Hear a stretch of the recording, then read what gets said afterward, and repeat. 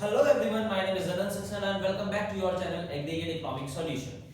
आज इस वीडियो में हम लोग बहुत ही इंपॉर्टेंट चीजों के बारे में डिस्कशन करेंगे जो आपका टर्म 1 इकोनॉमिक्स के एग्जामिनेशन के पॉइंट ऑफ व्यू से बहुत ज्यादा इंपॉर्टेंट है। आपका इकोनॉमिक्स का एग्जाम आज से 4 दिन बाद मतलब 15 दिसंबर को है टर्म 1 का, ये बात आप सबको पता है बहुत अच्छे से, ठीक है। अब इन 4 दिनों में हम कौन से टॉपिक्स को ज्यादा फोकस करें वो इस वीडियो में मैं आपको वही टॉपिक्स के बारे में बताऊंगा, micro economics plus Indian economic development. तो इस वीडियो को ज्यादा से ज्यादा अपने दोस्तों के साथ शेयर करें और इस पे कमेंट करके बताएं वीडियो आपको कैसा लगा। तो आइए बिना टाइम वेस्ट करे हम लोग स्टार्ट करते हैं। सबसे पहले हम स्टार्ट करेंगे मैक्रो इकोनॉमिक्स का पोर्शन कि मैक्रो इकोनॉमिक्स में कौन कौन से इंपॉर्टेंट टॉपिक्स हैं और कहां-कहां से एमसीक्यूज जो आपको देखने को मिलेंगे। तो आईडी और मैक्रो इकोनॉमिक्स का ये दोनों मिक्स वीडियो में आपको वीडियो YouTube पे अपलोड करूंगा। इसमें आपको ये करना है कि कौन कौन से टॉपिक्स जो मैं आपको यहाँ बता रहा हूँ वो टॉपिक्स को आपको भैया बहुत अच्छे से पढ़ने हैं। अगर आपने पढ़ रखे हैं तो बहुत अच्छी बात है, आप उसको बहुत अच्छे से रिवाइज करें क्योंकि ये सारे ही टॉपिक्स 15 तारीख वाले एग्जाम मतलब टर्म 1 में आपके लिए बहुत ज्यादा इंपॉर्टेंट है। तो सबसे पहले हम एक बार चैप्टर्स का ओवरव्यू ले लेते हैं। Chapter number 5 and 6 money and banking, chapter number 10 government budget and the economy, chapter number 11 foreign exchange rate और chapter number 12 balance of payment. तो सबसे पहले ये कुछ चैप्टर्स हैं, ये 5 चैप्टर हैं जो आपके टर्म 1 में आ रहे हैं, ये तो आप सबको पता है। अब इन टॉपिक्स में हमें क्या पढ़ना है क्या नहीं पढ़ना है ये बहुत इंपॉर्टेंट मैटर है। एक स्ट्रैटेजी जो आप पिछले कई महीनों से बनाते आ रहे हैं अपने इकोनॉमिक्स से और भी बहुत सारे एग्जाम्स को अच्छे से करने के लिए, तो ये आपका रिवीजन टाइम है। इन रिवीजन टाइम में आप और किन टॉपिक्स को ज्यादा से डिटेल में पढ़ें वो इस वीडियो में आपको बताता हूं। चलिए बिना टाइम वेस्ट करे स्टार्ट करते हैं। सबसे पहले चैप्टर नंबर 5 मनी। मनी एक बहुत ही छोटा सा चैप्टर है। मनी वाले चैप्टर में मैं आपको यहाँ पे सारे टॉपिक्स तो नहीं लिख सकता हूँ, कुछ मैं टॉपिक्स आपको बोल रहा हूँ, आप मेरी वीडियो को और मेरी आवाज को बहुत ध्यान से सुने और देखें। तो सबसे पहले मनी वाला चैप्टर है। मनी वाले चैप्टर में आपको सबसे पहले जो पढ़ना है वो आप इसमें पढ़ सकते हैं मनी के फंक्शंस। क्या पढ़ सकते हैं? मनी के फंक्शंस। मनी के फंक्शन दो पार्ट्स में डिवाइडेड, दैट इज प्राइमरी और सेकेंडरी फंक्शन। तो मनी के फंक्शंस आप पढ़ सकते हैं, ये इंपॉर्टेंट है। और इसके बाद जो मोस्ट इंपॉर्टेंट है that is forms of money. क्या इंपॉर्टेंट है आपका?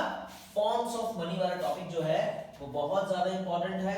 क्लियर है? फॉर्म्स ऑफ मनी वाले टॉपिक्स में मैं आपको बता देता हूं, आपने पढ़ भी रखा है fiat, fiduciary, full body load, credit money. तो ये यहां से क्वेश्चंस बनने के चांसेस हैं। ठीक, नेक्स्ट आपसे जो क्वेश्चन पूछा जा सकता है फॉर्म्स ऑफ मनी में, बार्टर सिस्टम हम सबको पता है, बहुत समय से हम पढ़ते आ रहे हैं, गुड्स के बदले में गुड्स। तो बार्टर सिस्टम आप एक बार बस ऊपर से ओवरव्यू ले लें, ठीक है। उसके बाद सबसे सबसे सबसे ज्यादा इंपॉर्टेंट इसमें है M1, M2, M3 and M4, जिसमें से सबसे ज्यादा इंपॉर्टेंट M1 का फॉर्मूला है C + DD + OD, जिसको हम बोलते हैं measurement of money supply. M1 वाला आपके बुक में चैप्टर के बीच में दे रखा है और जब एपेक्स जोन या आपके फोकस जोन में जाएंगे तो ये तीनों आपको देखने को मिल जाएंगे। तो M1 का फॉर्मूला तो आप भैया अच्छे से याद कर लें। क्लियर है? ठीक, अब आपका एक क्वेश्चन बनता है हु सप्लाई मनी। तो सबसे पहला जो मेन सप्लाई करने का काम है सेंट्रल बैंक ऑफ इंडिया, मतलब RBI। क्लियर? तो ये आप इन चीजों को बहुत ध्यान से पढ़ें। सेंट्रल बैंक ऑफ इंडिया जो मेन मनी सप्लाई करता है आपका RBI इंडिया में। ठीक, तो ये इस चैप्टर से आपका इंपॉर्टेंट टॉपिक्स क्या बना? सबसे पहले फॉर्म्स ऑफ मनी आप पढ़ेंगे, fiat money, fiduciary money, full body money और क्रेडिट मनी। उसके बाद M1 का फॉर्मूला और who supply money, central bank of India. ये प्राइमरी फंक्शन, सबसे पहला जो मेन रोल है मनी को सप्लाई करने का वो मार्केट में कौन करता है? आपका RBI करता है। और एक चीज है supply of money is stock concept और फ्लो कांसेप्ट, ये 1 मार्क के एमसीक्यू में पूछा जा सकता है। तो आप बताएंगे supply of money is a stock concept. Clear है? तो ये मनी वाले चैप्टर में इंपॉर्टेंट है। एमसीक्यू बनने के चांसेस सबसे ज्यादा जो है वो आपका एमसीक्यू बनेगा यहां से और एक एमसीक्यू बनने के चांसेस है आपका यहां से। ठीक है, एक नंबर में आपसे मात्र पूछा जा सकता है, एक ही नंबर के आपसे 0.8 के एमसीक्यूज है, तो स्टॉक कंसेप्ट मनी का आपको फॉर्मूला याद करना है। उसके बाद हम बात करते हैं इसी में बैंकिंग की। बैंकिंग में जो सबसे ज्यादा इंपॉर्टेंट टॉपिक है, आपका एग्जाम में क्वेश्चन रखा हुआ है, that is functions of central bank. एक क्वेश्चन आपको यहां से रखा मिलेगा। और बैंकिंग वाले चैप्टर में जो इंपॉर्टेंट टॉपिक एक और है, वो आपका इंपॉर्टेंट टॉपिक कौन सा है, that is qualitative and quantitative instrument. Qualitative and quantitative instrument. बच्चे बोलते हैं कि सर ये वाला टॉपिक टर्म 1 में कट गया है, तो ये दिमाग से आप बात निकाल दें, ये वाला टॉपिक से आपको 100% एक एमसीक्यू देखने को मिलेगा क्वालिटेटिव और क्वांटिटेटिव, जिसमें मैंने आपको CRR, SLR, moral suasion, margin requirement, rationing of credit ये पढ़ाए थे। तो इसमें से बेसिकली पूछ सकता है कि सीआरआर किसका पार्ट है, क्वालिटेटिव का या क्वांटिटेटिव का, मोरल सुएशन किसका पार्ट है, क्वालिटेटिव और क्वांटिटेटिव का। तो ये सिंपल सा टॉपिक आपको यहां से पढ़ने को मिलेगा। इसमें एक न्यूमेरिकल आने के चांसेस हैं पूरे, जिसमें 1/LRR और CRR जो न्यूमेरिकल टाइप से है, छोटा सा न्यूमेरिकल आपको यहां से पूछ सकता है, जिसमें हम पढ़ते हैं money creation by the commercial bank. ठीक है, जो हम पढ़ते हैं money creation by the commercial bank. ये मैंने आपको एक वीडियो में बढ़ाया भी है और इसकी वीडियो आप देख सकते हैं, बहुत इंपॉर्टेंट भी है। तो M1 वाले फॉर्मूले से एमसीक्यू बनने के चांसेस हैं, और एक आपका स्टॉक कंसेप्ट पूछ सकता है। इसमें आपका यहां से दोनों में से एमसीक्यू 100% आपको यहां से देखने को मिलेगा। ठीक, और money creation by the commercial bank में आपसे एक जरूर एक न्यूमेरिकल टाइप्स में आपसे पूछ लेगा, 5 टाइम डिपॉजिट, 6 टाइम डिपॉजिट्स, इस तरीके से न्यूमेरिकल्स आपसे पूछ सकता है। तो ये तो हुई मनी और बैंकिंग की बात। ज्यादा डिटेल में जो आपको पढ़ना है भैया, वो क्वालिटेटिव एंड क्वांटिटेटिव इंस्ट्रूमेंट है। इसकी वीडियो भी मैंने अपलोड कर रखी है। आपको वीडियो देखने के बाद भी डाउट है तो आप मुझे प्लीज कमेंट सेक्शन में बॉक्स में बताइए, मैं आपकी वो क्वेरी को सॉल्व करने की कोशिश करूंगा। क्लियर है? अब हम बात करते हैं गवर्नमेंट बजट। गवर्नमेंट बजट एक बहुत ही लेंथी चैप्टर और एक बहुत ही कॉम्प्लिकेटेड, बच्चे कहते हैं ये चैप्टर था हमारे पास दिमाग से ऊपर निकल जाता है। ठीक, तो government budget and the economy, government budget and the economy में आपको एक चार्ट दे रखा है आपकी बुक्स में। आप जो भी बुक प्रेफर कर रहे हैं, वीके ओली या आपका सुभाष देव वगैरह, जो भी आप बुक से पढ़ रहे हैं, तो उसमें एक चार्ट है जो गवर्नमेंट बजट को पूरा डिवाइड कर रहा है। रेवेन्यू रिसिप्ट्स, कैपिटल रिसिप्ट्स, इस तरीके से आपने एक चार्ट देखा होगा, फिर उसके पार्ट आपने देखे होंगे। तो वो चार्ट को प्लीज प्लीज प्लीज आप सब लोग एक बार अपने दिमाग में बैठा लें। इसमें जो क्वेश्चन बनने के चांसेस हैं, वो आपके क्वेश्चन बनने के चांसेस हैं, मेरा डस्टर कहाँ गया भाई, इसमें जो क्वेश्चन बनने के चांसेस हैं, वो आपका क्वेश्चन बन सकता है दैट इज डायरेक्ट और इनडायरेक्ट टैक्स। आपसे कुछ जैसे आपसे पूछ लेगा जीएसटी क्या है, तो आप बताएंगे डायरेक्ट और इनडायरेक्ट टैक्स। ये वाला एक टॉपिक बहुत ध्यान से पढ़ें। डायरेक्ट और इनडायरेक्ट टैक्स में अब की बार चांसेस हैं पूरे आपके एमसीक्यू बनने के। ठीक है, डायरेक्ट और इनडायरेक्ट टैक्स में आपके चांसेस हैं एमसीक्यूज के। ठीक है, और इसमें आप बजट रिसिप्ट्स के पार्ट्स जरूर पढ़ें, और आपका बजट एक्सपेंडिचर्स के बाद, मतलब जो चार्ट मैंने आपको बताया वो आप जरूर देखें। लेकिन इसमें इंपॉर्टेंट जो है, जो हमारा मोटिव है वीडियो बनाने का, वो डायरेक्ट और इनडायरेक्ट टैक्स तो आप इसमें पढ़े ही पढ़े। क्लियर है? अब इस वीडियो में एक चीज और आती है, एक इसमें प्राइवेटाइजेशन वाला टॉपिक दे रखा है। प्राइवेटाइजेशन किसका पार्ट है, ये आप जरूर देख लें। ठीक है, आजकल प्राइवेटाइजेशन बहुत ट्रेंड में चल रहा है, करंट अफेयर्स का भी पार्ट है, तो आप उसको देख सकते हैं। और इस चैप्टर में क्या इंपॉर्टेंट है, और इस चैप्टर में आपको देखने को मिल सकता है that is revenue deficit, fiscal deficit और आपका प्राइमरी डेफिसिट। इसमें से क्वेश्चन आने के पूरे चांसेस हैं। इसमें से आपको या तो फॉर्मूला देके पूछ लेंगे या एक छोटा सा न्यूमेरिकल देके पूछ लेंगे। क्लियर है? तो गवर्नमेंट बजट में बेसिकली यही चीजें हैं जो आपके लिए बहुत ज्यादा इंपॉर्टेंट रोल प्ले करेंगी।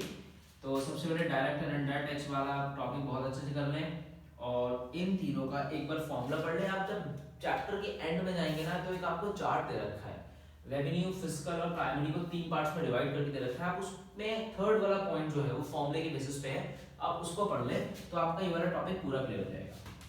फिर गवर्नमेंट बजट में और भैया वो पूरा चार्ट आपको पढ़ना पड़ेगा, इंपॉर्टेंट है वो। वहां से आपके 100% क्वेश्चन पूछेगा, जिसमें से मुझे लग रहा है, मेरा प्रेडिक्शन, मेरा एक्सपीरियंस और जितना भी मैंने पास्ट जितने क्वेश्चन पेपर्स देखे हैं उसमें डायरेक्ट और इनडायरेक्ट टैक्स बहुत बार पूछा गया है, तो आपकी बात भी आने के चांसेस पूरे हैं इसके। क्लियर? अब हम बात करते हैं फॉरेन एक्सचेंज रेट। भैया फॉरेन एक्सचेंज रेट में बहुत सारे कर्व्स हैं। हालांकि ऐसा होता नहीं है कि कर्व्स आपको पेपर में आए और उसमें से आपसे पूछे, लेकिन बोर्ड्स कुछ भी आपसे पूछ सकते हैं, लेकिन चांसेस कम होते हैं। फॉरेन एक्सचेंज रेट में जो क्वेश्चन आता है आपका, सबसे पहले आपसे पूछेगा एप्रिसिएशन और रीवैल्यूएशन में से, और डेप्रिसिएशन और डीवैल्यूएशन में से क्वेश्चन पूछेगा। इसमें पता है क्या पूछेगा? इसमें ये पूछेगा कि अगर भैया डॉलर की डिमांड इंक्रीज हो जाती है, ठीक है, तो जो रुपीस है उस पे क्या अफेक्ट पड़ेगा। ठीक है, डॉलर की डिमांड बढ़ने से रुपीस पे क्या अफेक्ट पड़ेगा। अफेक्ट का मतलब या तो रुपीस एप्रिशिएट होगा, या रुपीस एप्रिशिएट होगा, या रुपीस डेप्रिशिएट होगा। ये क्वेश्चन पूछ लेगा एमसीक्यू के फॉर्म में। या ये पूछेगा डॉलर की सप्लाई बढ़ गई तो रुपीस पे क्या अफेक्ट होगा, डेप्रिशिएट होगा, एप्रिशिएट होगा। इसमें से क्वेश्चन 100% आपको यहाँ से क्वेश्चन मिलेगा। एक क्वेश्चन बन जाएगा डिमांड कम होने से रुपीस पे क्या अफेक्ट पड़ेगा, और सप्लाई अगर कम हो जाएगी तो रुपीस पे क्या अफेक्ट पड़ेगा। वही डेप्रिसिएशन और एप्रिसिएशन का खेल यहाँ पे सबसे ज्यादा आपको देखने को मिलेगा। क्लियर? फॉरेन एक्सचेंज रेट में एक चीज और दे रखी है, फिक्स और फ्लेक्सिबल में डिफरेंस आपको दे रखा है, आप उसको पढ़ लें। हाँ, सबसे पहले इसमें से तो क्वेश्चन भैया आपको 100% एमसीक्यू में रखा हुआ है, तो प्लीज इस टॉपिक को बहुत ध्यान से देखें। यहाँ पे 4 क्वेश्चन दे रखे हैं, impact of increase in demand, impact of decrease in demand, impact of increase in supply, impact of decrease in supply. इस चीज को आप बहुत ध्यान से देखें, यहां से क्वेश्चन बनने के चांसेस पूरे हैं। क्लियर? और इस चैप्टर में मैंने जो इंपॉर्टेंट लिखा है एप्रिसिएशन डेप्रिसिएशन, मुझे ज्यादा इंपॉर्टेंट लगा क्योंकि मैंने बहुत सारे सैंपल पेपर्स भी बच्चों को कराए और नेट पे भी बहुत सारी चीजें इसकी आपको अवेलेबल है। और ये क्वेश्चन रिपीटेडली हर सैंपल पेपर में, हर 1 2 3 किसी भी बुक का सैंपल पेपर उठा ले, ये क्वेश्चन पूछा गया है। ठीक, इसमें आप एक चीज और पढ़ सकते हैं, gold standard system. Gold standard system में आप ब्रिटेन वुड सिस्टम जो है उसको एक बार नजर पे रख लें और उसको एक बार पढ़ लें। ब्रिटेन वुड सिस्टम और गोल्ड स्टैंडर्ड सिस्टम में क्या चीजें कह रहा है, कैसे कैसे वो मेजर करते हैं, कैसे कैसे क्या करते हैं। क्लियर है? तो ये क्वेश्चन आपके चांसेस हैं पूरे बनने के इस चैप्टर में। एमसीक्यू तो यहाँ से आपका आएगा। अब हम बात करते हैं बैलेंस ऑफ पेमेंट की। अब बैलेंस ऑफ पेमेंट में सर बहुत ही कॉम्प्लिकेटेड चैप्टर है, ये तो पूरा सिर घुमा देता है हमारा। अच्छे को चैप्टर ही ऊपर से निकल जाता है। तो आइए इसका भी सॉल्यूशन करते हैं।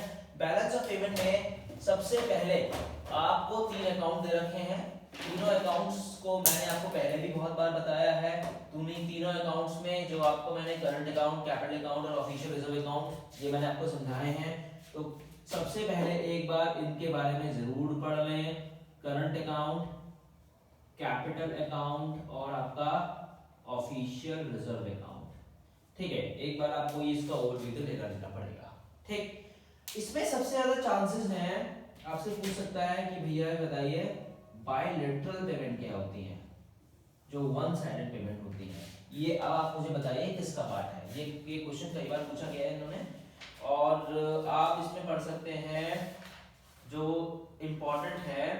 इसमें सबसे ज्यादा जो इम्पोर्टेंट टॉपिक है वो आपका है एकोमोडेटिंग और ऑटोनॉमस आइटम, जिसमें से आपसे पूछेगा अबव द लाइन और बिलो द लाइन वाला टॉपिक। इसमें से 100% एमसीक्यू की बार रखा हुआ है।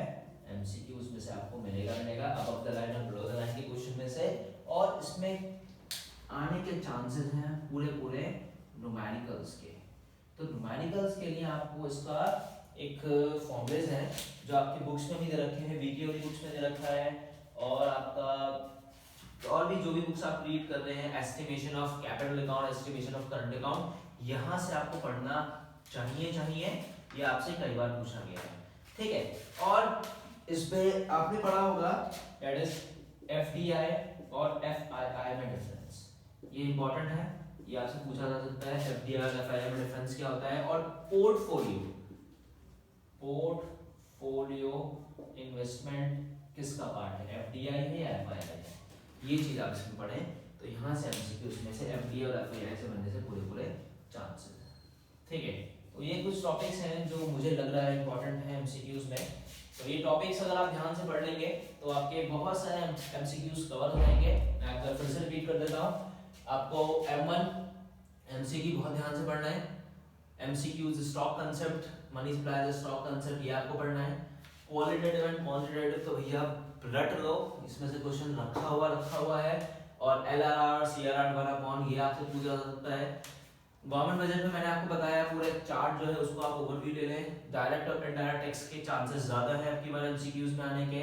और एक प्राइवेटाइजेशन वाला टॉपिक है, देखना किसका पार्ट है, एक्सपेंडिचर और रिसिप्ट्स में ये। और लास्ट में जब चैप्टर एंड हो रहा है तो revenue deficit, fiscal deficit, prime के फॉर्मूले आपको दे रखे हैं, ये आपको पूछेगा।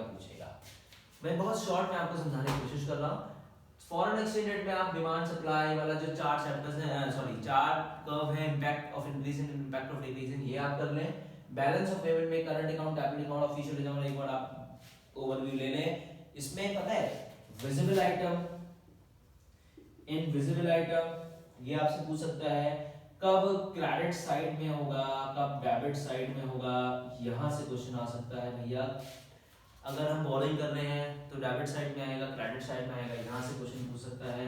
और भैया ऑटोनॉमस एंड अकोमोडेटिव आइटम्स तो आप भैया देख लो, इसमें से पूछेगा अबव द लाइन और बिलो द लाइन, ठीक है। और एफडीआई और एफआईआई में आपको एमसीक्यू आने के पूरे चांसेस हैं। तो ये आपका एक मैंने डिस्क्रिप्शन दे दिया है आपको, जो आपको चैप्टर्स पे बहुत ज्यादा फोकस करना है और जिन चैप्टर्स में सबसे ज्यादा जिन टॉपिक्स पे फोकस करना है।